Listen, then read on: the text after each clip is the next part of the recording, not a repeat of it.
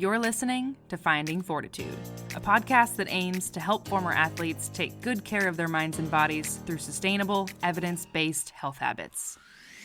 I'm your host, Dr. Tori Williams, a physical therapist, coach, and fellow former athlete who is ready to be part of the change in healthcare and who is on a mission to learn and share about all things health and well-being so that you can be equipped with the knowledge and tools to live your best life.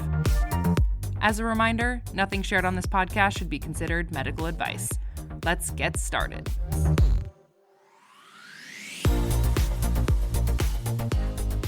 All right. Hello, everyone, and welcome back to another episode of Finding Fortitude.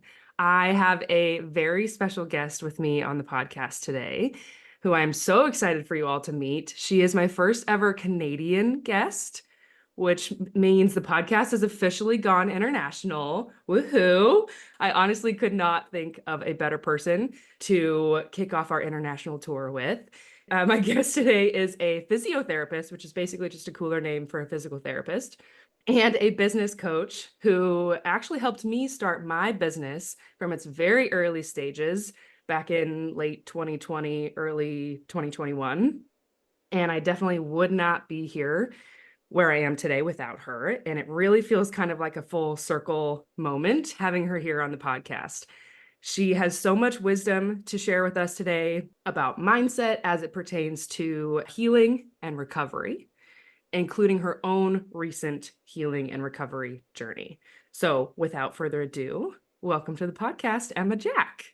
Oh my gosh, thank you so much. Thank you so much. I totally agree. This does feel like a very full circle moment. I remember going back and forth with you on business names, right? And we were like really dead set on alliteration and to be on the Finding Fortitude podcast. It feels so good. Yes. Oh my gosh. Yes. That's literally why we're at Fortitude Physical Therapy and Wellness. And yeah, Finding Fortitude fits that same alliteration bill. So here we are. Crushed it. So before we dive into the topic today of mindset, healing, and recovery, do you mind giving the listeners a little intro into your background, who you are, what you do, and your own personal experience or background with athletics? Yeah, absolutely. So, I mean, if we go way, way back to like my own experience with athletics, I grew up doing gymnastics, not at like a super high level, but at a level where I was still absolutely obsessed with it. I loved everything gymnastics. And, I was sort of laughing at myself with the Olympics happening recently. When I would have been 9 years old, I was obsessed with the 1996 USA gymnastics team. Even though I'm a girl from Canada, I can still to this day name the entire Magnificent Seven team. I was obsessed with them and loved gymnastics, and that was sort of the sport I was involved in growing up. Unfortunately, growth spurt hit, and I'm about 5'7", and for gymnastics, that became really tough. So at about the age of, I don't know, probably 12, 13, I pivoted sort of into dance. I had done dance, to enhance my floor routines in gymnastics. That was always like the recommendation as you took dance lessons. So it would translate to the floor. So I went sort of full steam ahead, more so into dance after that. And, I never really participated in organized team sport at all, which is why it's so funny to me that my career path sort of led me to working very much in athletics and team sport. I knew I had a lot of injuries, between dance and gymnastics. I was always, in physical therapy myself and loved the environment, loved like how active it was and motivating it was. And so, probably from that 12, 13 years old, knew I wanted to be a PT and really pursued just straight down the line. I did my undergrad degree in kinesiology and went on to PT school. But when I was in university, I was a student trainer with our men's football team at the university I went to. I did 4 seasons with the men's football team as a student trainer, and I just like I loved it. It was, I grew up, I have two sisters. None of them played sports either. And so this was like such a new world for me. I remember when I got my assignment, I contacted them and I thought they had made a mistake because I had asked for a female, short season, low contact sport. Like that's where my head was at. I was like, maybe I could be with badminton or like, And they something. gave you football. And they gave me men's football. They were like, no, no, no, we see like your passion for this stuff and we really think you're up to the challenge. And so I told them, I'll show up for training camp. Training camp was, I think, 3 weeks. I was like, I'll commit to training camp, but like I want you to let me to decide after training camp. I haven't thought about this story in so long. And I went to that training camp. I had no idea what was happening on the field. I had never watched a football game in my life. But I loved it. The camaraderie, the team environment, like after that 3 weeks, and like any athlete knows, a training camp is pretty intense. They were like 14-hour days for us as medical staff. We were eating together. We were like delulu together. Like we were everything. And we became so close in that 3 weeks. And I remember them asking me at the end of it, like, is this something you want to continue? And it was like, no question in my mind. I was like, oh yeah, like I'm in. And so I spent 4 years in undergrad with this team and growing with this team and learning under, some of the best sport PTs and athletic therapists in the industry. And, that led me to pursue like my physical therapy degree. And I continued to work with sport throughout my PT degree. And those experiences set me up really well to do a fellowship in sport physical therapy after, I graduated PT school and it really, I will always hold it's not necessarily what you know, it's who you know in these instances. And what I didn't realize in taking all of these volunteer opportunities with sport and just being in the rooms with these people was the network I was building from that perspective. And so I got handed some really amazing opportunities very early on in my career. I worked with the national basketball team, I worked with the figure skating team, I worked in the National Lacrosse League, and for about over a decade I worked with the Canadian national women's hockey team.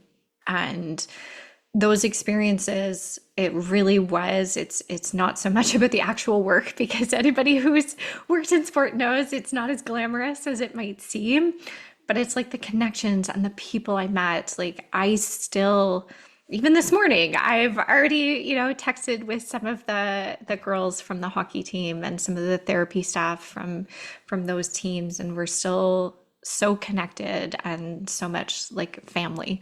And so, I've had to learn a lot about different sports. None of those sports, again, basketball, I had no idea what was happening. Football, I had no idea what was happening. Certainly box lacrosse was an eye-opening experience for me. And, even women's hockey, I remember one of my very first camps, Bauer came in and did custom skate fittings for everybody. And I remember sitting and them, getting these skates together for me and just being in a little bit of a panic because I was like, oh my God, I've never skated in hockey skates before. I'm a good Canadian. I had been skating before, but only in figure skates. And I was like, oh my gosh, everybody's going to see that I don't know how to even skate in hockey skates. And I was Bambi. I was totally Bambi. I was like hugging the wall. But it's all taught me. You just have to be willing to learn. You have to be okay with asking questions and looking, dumb in the room, because none of those sport organizations cared, right? It was, they saw how much I cared. They saw how much effort I put in and, what I brought to the team. And I'm so grateful to have had those opportunities. So for the girl who, definitely had no sport experience growing up, it was definitely, I've had some cool moments going to world championships and traveling the world with sport. I love that. That's such a cool and unique background.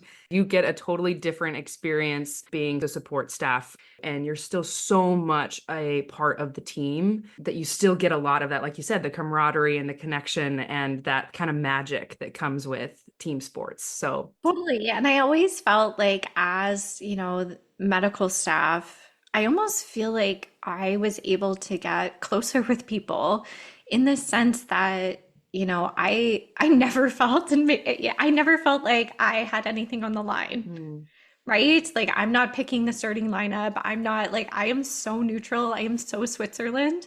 And so I really always felt like I was able to create a really good connection with the athletes I worked with because I was this like very neutral party. I was somebody they could vent to.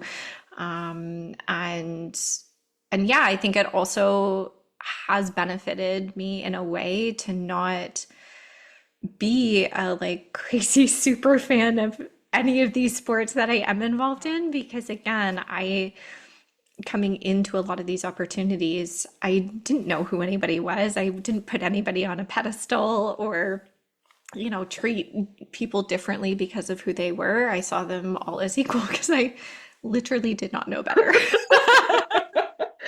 that is so true. That's actually a really important and probably like very beneficial piece of that job. That's actually really cool. Okay, so you've had all this experience working with athletes. Can you update us a little bit on where you're at now in terms of your work and moving a little bit more, still doing physio work and still working with athletes, but working more into that like business coaching and coaching aspect?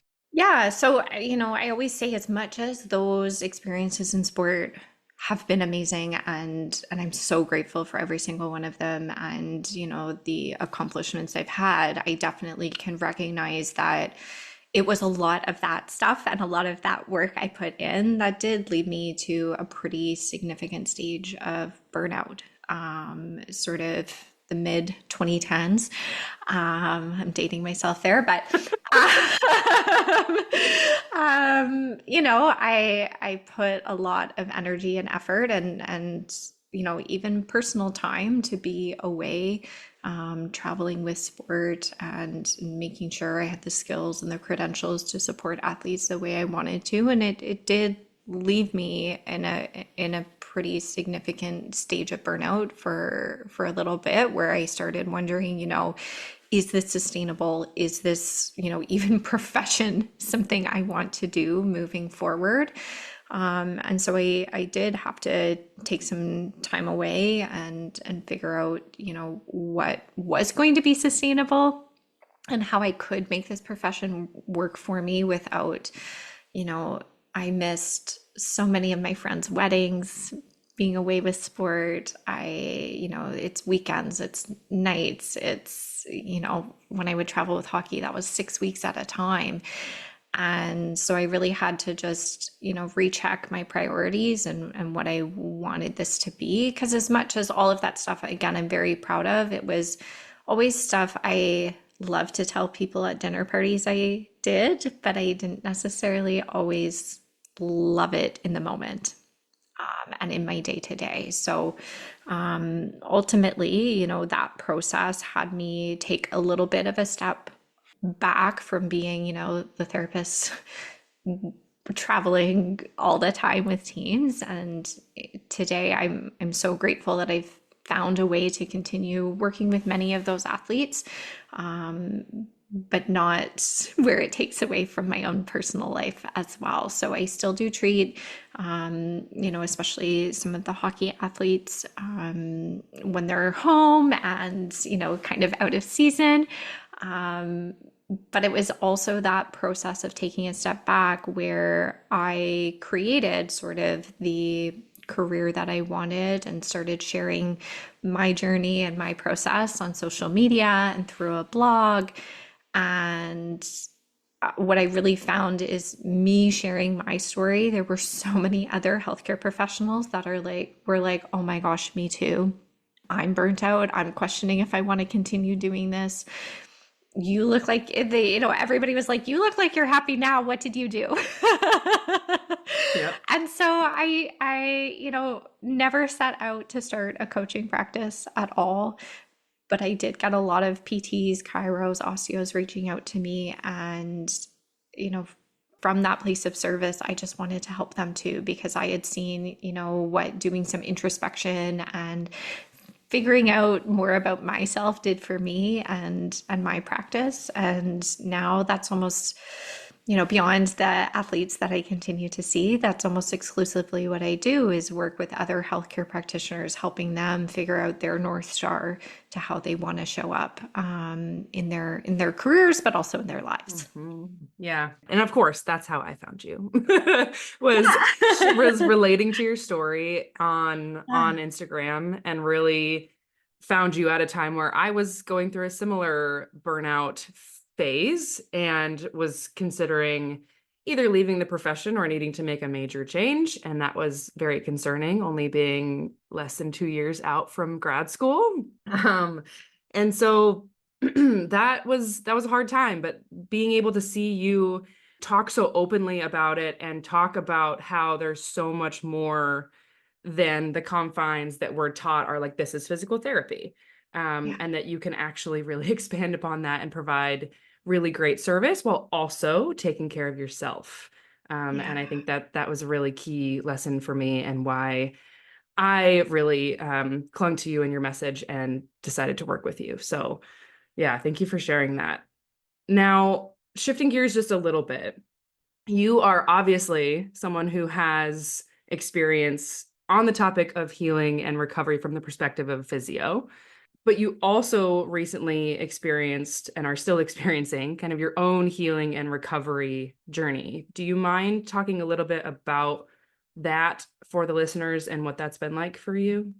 Absolutely. Yeah. So I'm about 8 weeks post-op from stage 4 endometriosis excision surgery. I struggled for years with various symptoms, from bowel and bladder symptom to really, really painful periods, migraine headaches that were cyclical, lots of different things that truthfully, even as somebody in the healthcare profession, did not even realize were like very clear signs and symptoms of endometriosis. And, after a lot of self advocacy and a lot of, pushing for more testing and more investigations, I was diagnosed in January with the stage 4 endo that had sort of really infiltrated almost every abdominal and pelvic organ in my body. And unfortunately, the way the healthcare system works up here in Canada, it's, I'm very, very grateful. It's a public system, and there's lots of benefits to that. However, there are lots of cons there too. And unfortunately, for me to get in to have those endometriosis lesions removed was going to be about a 4-year wait time.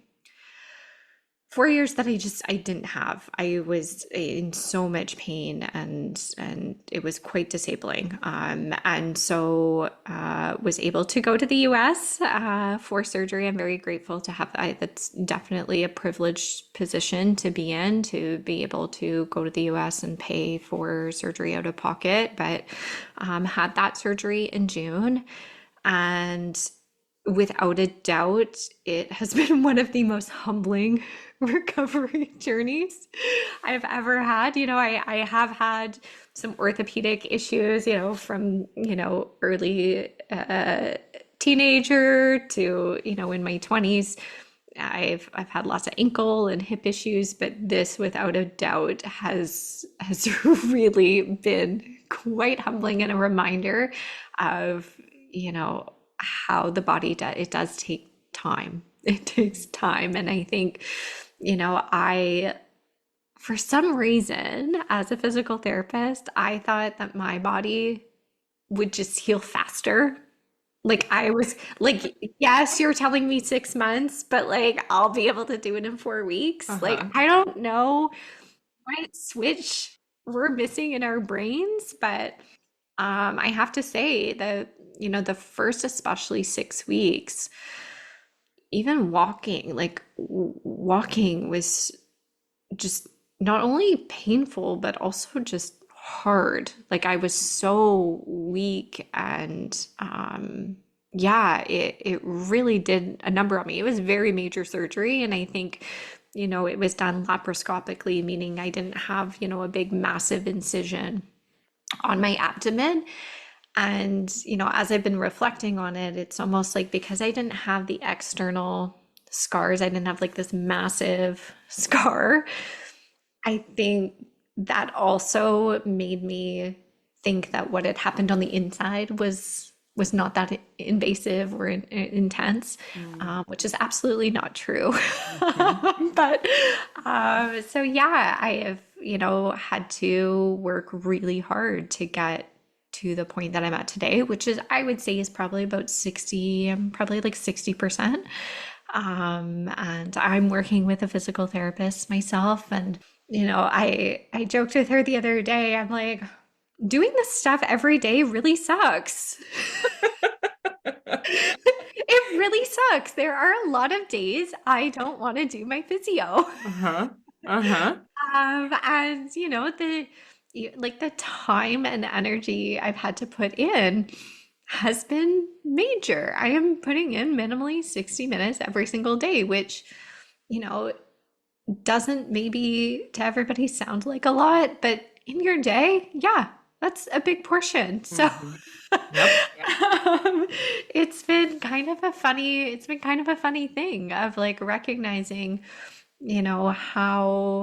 how much we're asking our own clients to invest into themselves, and how many barriers the mind will put up to people actually doing that. Mhm. It's been eye-opening. Yeah. Oh my gosh. And so that, I mean, so many questions that I have off of that, but Yeah. like that obviously it sounds like you're already starting to see like, okay, this may or may not influence like how I approach conversations or how I treat with other patients and clients. Yeah. Um, how do you feel like maybe this experience has beyond just like, okay, the actual work it takes to do every day to put in, and then also the time it takes. Are there any major like aha or like moments where your perspective has shifted on your understanding of healing and recovery, or like maybe the mindset behind that kind of persistence over time? Yeah, I think, if I think about one of my athletes in particular, I was working with her last year to come back after giving birth. And to enter sport after giving birth is no small feat. And I just remember like it just has so much more significance to me now where I am in my rehab journey.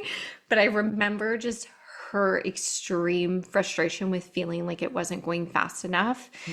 And if I think about, how we talked about it and how we handled it, I constantly was trying to, show her how far she had come and how like it was going well. And like now, I think if we were to have that conversation, I would be like, yeah, it sucks.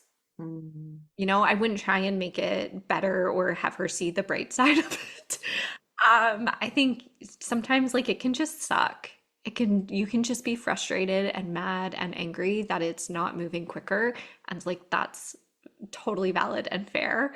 And we don't need to make it okay. Hmm. Yeah. I think that has been a big one of like just being okay that I'm like, ugh, I'm still having to do this. I'm still at this phase. I'm still not able to do that. It's like, yep, it sucks. That's the reality of it, but that doesn't mean it doesn't suck.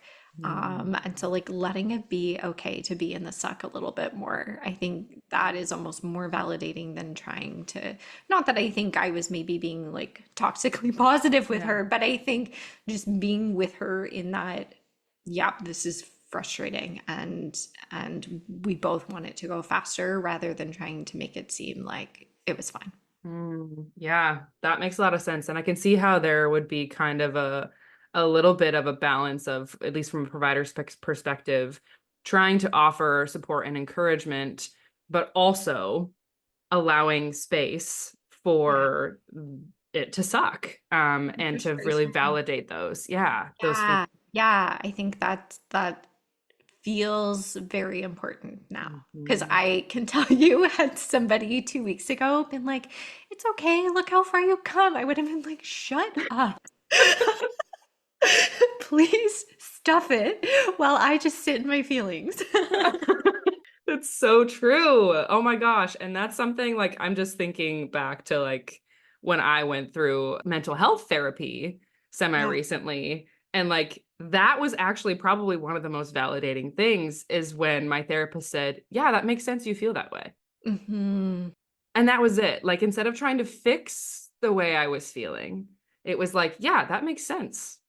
Yeah. You should feel that way. That's okay. And I think naturally, as people who are of service and are, want to fix everything as much as we Yes. don't, we're not fixers, we like want to help and we want to fix everything. The natural tendency is to try and fix this and make it Mhm. go away for people. But I think it's actually so much more powerful to just be in it with them. Oof, yeah, that's a big one. That's definitely something I'll take away from this conversation too. Um, so your business name is Press Play Physio. Yeah.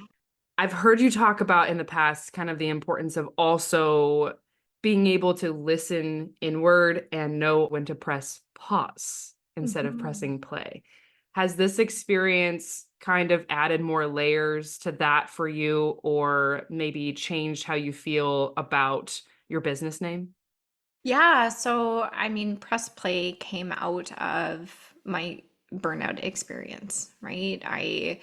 When I took some time off and time away, I actually, like, I went to Scandinavia and traveled by myself, and I just, looked for adventure in every day. I like swam in the ocean, I biked, I literally went to an amusement park by myself. Like, I just let myself have fun and really get back to me. And it was sort of my recognition on that trip that, like, as much as I had done all of these really great things professionally, I hadn't really been living and having fun. I had been like chasing all of these goals and accomplishments and Mhm. not just like playing and having fun and like enjoying what life has to offer.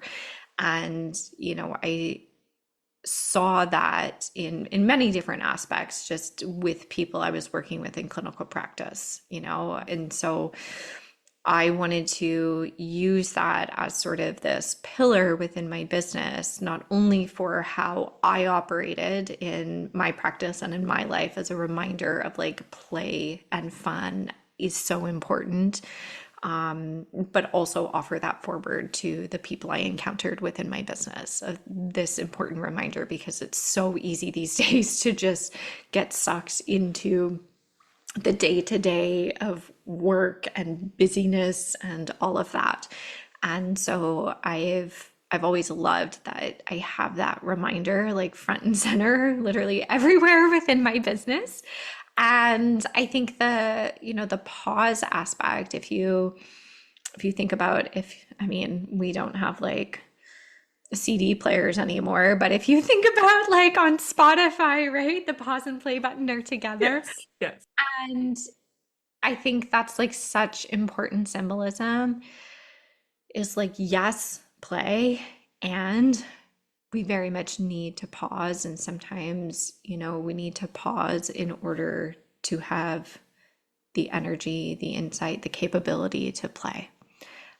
So I do think both are very important. And we can't just live in one. I think Mhm. life becomes very challenging if we just try and live out one of those. And I always look at the pause as something that's going to allow you to then play full out. Not forever, but play full out for a season. And so, this past year, really, or 2024 so far, has really been a season of pause for me. And I think with this metaphor in mind, it doesn't panic me at all. I know this is not forever. I know this is a season of life, and I know this season is what's preparing me to play full out when I'm ready. And so I really do use it. I have always said I don't have any tattoos, but like if I ever do get a tattoo, it will be a pause and play button. That Because seems fitting. because it's just been such like a guiding metaphor for my life sort of post burnout. Yeah. I love that you said that. And I'm wondering, like, going back to maybe last fall or when you were preparing to potentially have this surgery, was there anything that you kept in mind? And, we can go along the same realm of the press, pause, and play where you were preparing yourself mentally for what this recovery might be like. And do you feel like your experience helping other people helped with that, or maybe changed how you felt going into surgery? Yeah, I think I prepared very hard for this surgery and just this recovery in general. I knew this was a very intense surgical procedure that I was about to undergo. I knew it was very just important from a life perspective. And I wanted to go in absolutely sort of as physically strong as I could, but I think more importantly, as mentally strong as I could. So absolutely, I mean, I have long worked with a therapist. And so yeah, worked with a therapist. I also have found, I don't know if you've heard of Nicole Sachs, Journal Speak. Mm-mm. I don't think So so. she's a social worker. Her practice is all around chronic pain and pain management. Mm. She has a process which like I think is like trademarked, but realistically is just journaling. But it's called Journal Speak. And have found that so valuable. Like as much as I know, like there were absolutely physical lesions in my body. I really saw this as an opportunity to also work through any mental emotional things that may also be playing into some of the pain I was experiencing. And so, yeah, I think so highly. Journal Speak essentially is you're journaling for 20 minutes a day, something that nobody's ever going to read. You can absolutely rage as much or as little as you want, and just really get anything up and out that you may be holding back on. So that process was and still is. That's a process I think I will continue forever. So that was really valuable. I think chatting with other women with endometriosis and who had gone through this surgery was very valuable. Just, and that's something I'm grateful I've been able, even though I'm only 8 weeks post-op, I spoke to a woman yesterday who's going for surgery in a couple of weeks, and like to be able to honor that forward. I've been so amazed by the community, the endometriosis community, and how supportive people are of one another because it can be, I shouldn't say it can be a very isolating, a very traumatic diagnosis to navigate and work through on your own. And so, talking to other people, even sharing a bit of my process, through social media has been really healing for me. So lots of different, things I've tapped into because I really wanted to make sure that I was, giving this my all. I wanted to feel better and I wanted to do anything I could to support myself in doing that. And I really am proud of how I approached the surgery and how I've approached my recovery, because I do feel like I gave it the time and attention it deserved. There are these times in life where, if you don't have health, you don't have much else. And I'm grateful to have been able to put some things on the back burner and press pause as much as I have. And I know that's not available to everyone, but I feel like I've really shown myself how dedicated and important my health is to me, Mhm. and really, really sort of taking care of myself in this process. Which is really reflected, I think, at least in how you show up. And that sets a wonderful example, not only for clients and people that we work with that are coming to see us, but also just among the profession and healthcare in general, that I think we all need to really focus in on ourselves first, Mhm. before we can really, the age-old saying, you can't pour from an empty cup, right? But I Exactly. think this is another much deeper layer than that when recovering from something like this. So yeah, I'm really glad that you've been willing to share both on social media and here today, because I think there's a lot of takeaways that people can maybe apply to their own situation, even if it's not the exact same. Yeah. Um, is there anything else before I have one other question for you, but on that same train of thought, is there anything else that you would like to share in regards to your experience with healing and recovery and your mindset through all of this that you think people should know about? Yeah, I think, something else that has been really valuable to me, and again, not in that like toxically positive way, but I really looked at every week as like what went well this week. And, I think back to where I was week one and like the fact that I was getting up, every hour and taking 10 steps, like that was my win. And so I've sort of kept track of my wins every week and truly to look back. This week for the first time, I was able to walk 25 minutes. And that Woohoo! is huge because even pre-op, like that would have been so painful for me. So to be able to walk 25 minutes pain-free, like, yes, is that, the peak performance I want my body to do? No, not at all. We are not there yet, but that is actually a really big thing. So I can't compare myself to the athletes I work with or the athletes I'm seeing compete at the Olympics.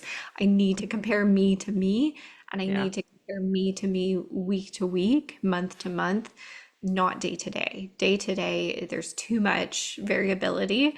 Mm. I've really found that, looking sort of at broader time chunks has helped me see my progress.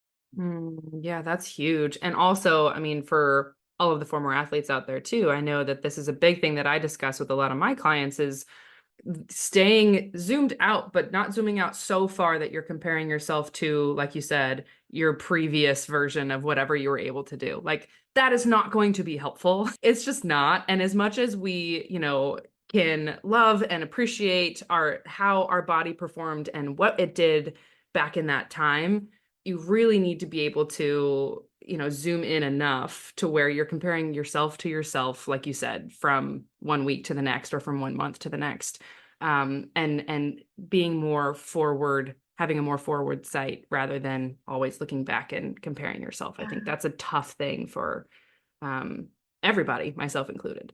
Yeah, and you know what? The other thing that just popped into my mind as you were saying that was I stopped wearing any like wearables, Mm, Apple Watch or a ring, because it was making me feel some sort of way. I am at heart an achiever personality, and to see that I had walked 200 steps in a day and yet again not met my goal, or yet again mm, not hit the activity milestone, yet again not done this, that was not helpful for me. So, looking at the things that are making you feel good and doubling down on those, and like being so ruthless on cutting out anything that's not serving you.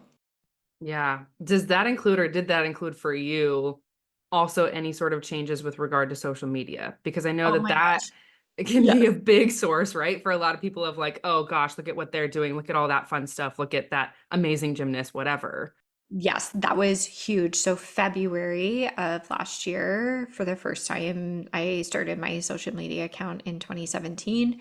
For the first time ever, I took over three and a half months totally away from it because that was just it. It was creating such a pity party in my mind Mm. because physically I wasn't able to do much. We, couldn't make plans even to go for dinner, like, and so I would go on social media and see people living their lives and you know be a little sour about it. And that wasn't any like judgment thrown towards them. It was just like, oh, I just am watching my life pass me by and all the things I'm not able to do right now. And it was so unhelpful. So yeah, that was such a godsend. And it's interesting going back on.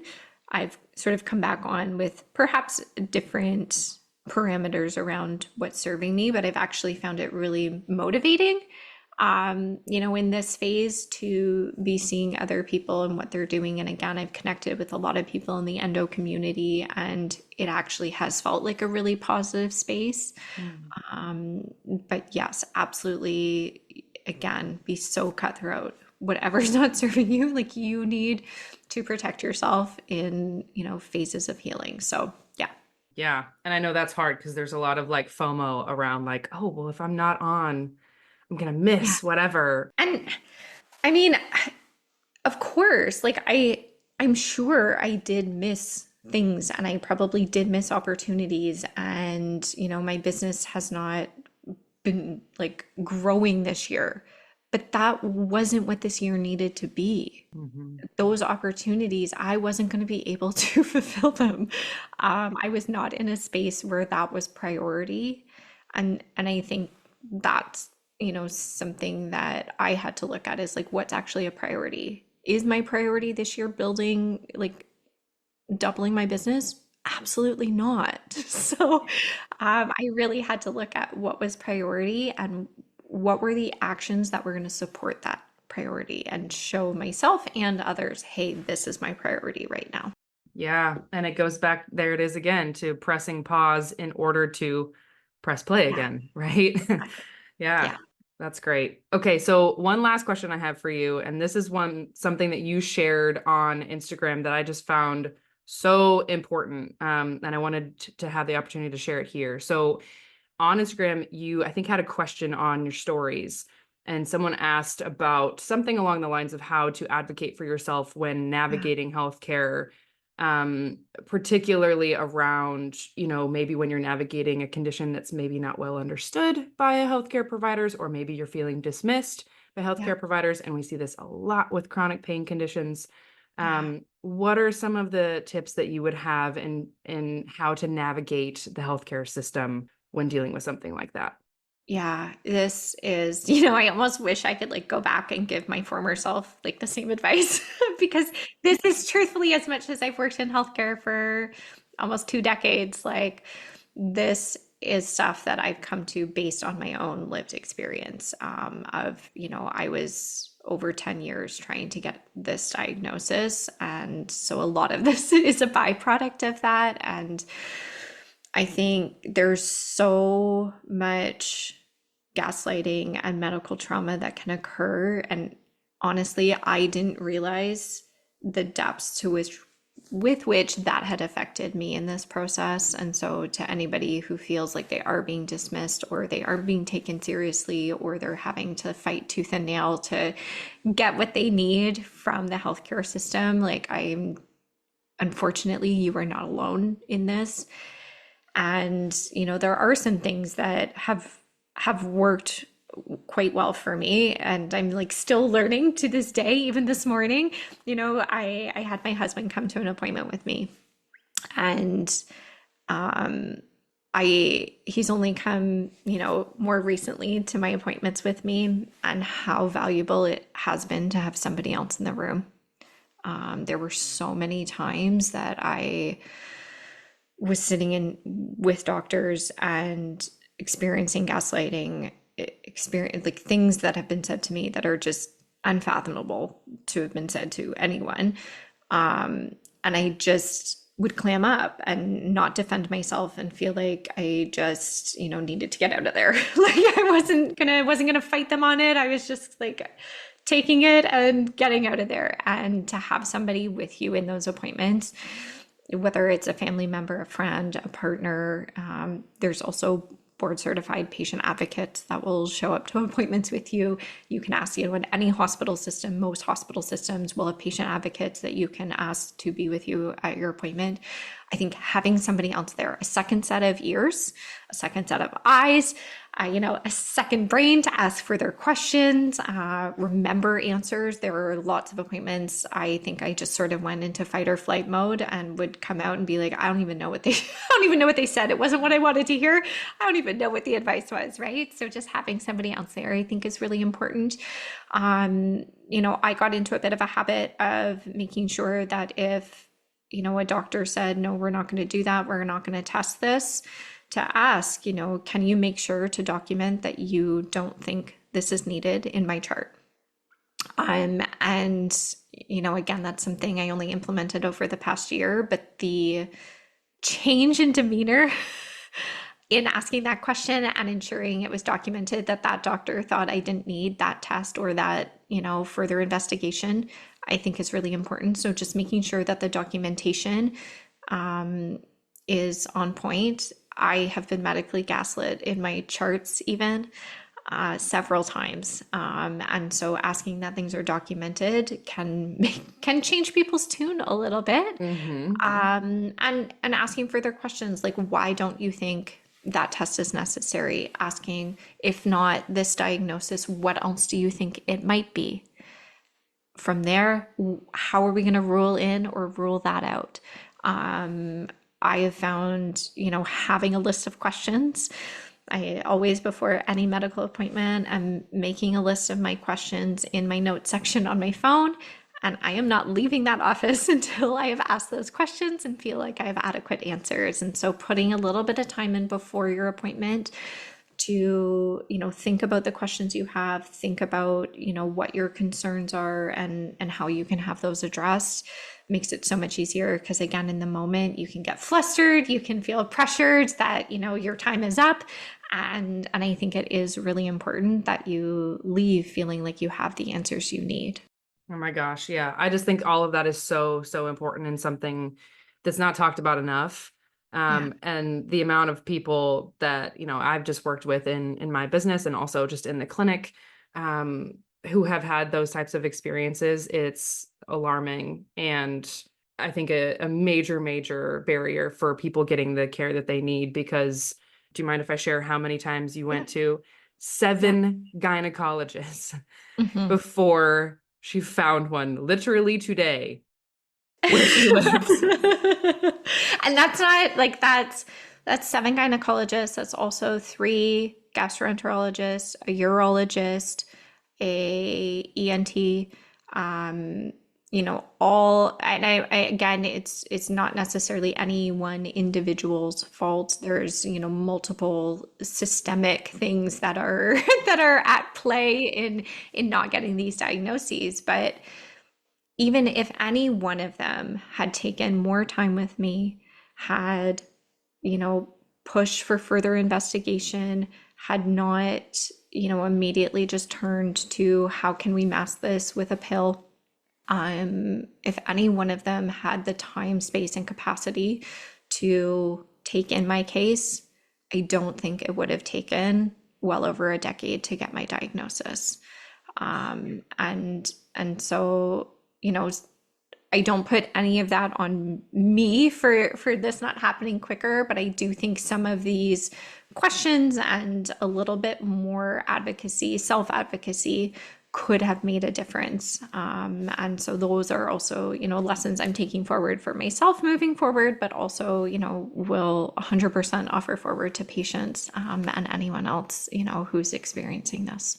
Yeah, absolutely. I think those are really, really awesome tips, and can be scary to implement some of those things, but it's so, so important, and that you don't give up and continue to fight for and advocate for yourself. Yeah. So I want to respect your time. I am so, so appreciative of you coming on here and sharing all of this with me and the listeners. And I know that so many people are going to take away so much value from this episode. So thank you so much for being here. If people want to connect with you or ask more questions, Yeah. where might they be able to find you? Honestly, probably the best place to find me is on Instagram. I am back on Instagram. So Woohoo! my handle is at Press Play Physio. Send me a DM. I love, love, love connecting with people, like truly connecting with people through DM, through voice memos on there. So that's probably the best place you can find me. Voice memo queen. Yes. Yeah. Awesome. All right. Well, thank you again so much, Emma. This has been Thank so you. wonderful. And I am rooting for you over here in the US, over here in California. And I cannot wait to see you continue to take back who you are and feel so much better over the next however many months it takes. Exactly. I've said that so many times. It will take as long as it takes. And I'm Absolutely. willing to go on that journey. Yeah, I love it. Thank you so much for sharing your wisdom, Emma. I hope you have a wonderful day. Thank you.